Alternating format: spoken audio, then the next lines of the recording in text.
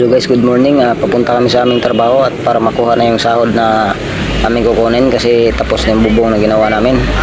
So yan guys, samahan nyo kami. Let's go, tara. Medyo malapit-lapit na kami guys.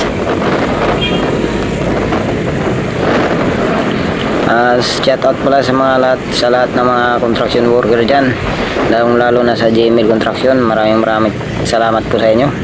5 minutes later. So yan guys, andito na kami at i-reveal ko na. Morning. Hello guys, kakatapos lang yung bubong na ginagawa namin. Ito na yung kinita namin guys, pagbubong guys. Ito na Magkano yung lads? sa 18,000. Ito na yung tira sa ating hirap dito sa bubong. Kinatapos natin kahapon kaya nakuha natin yung tira.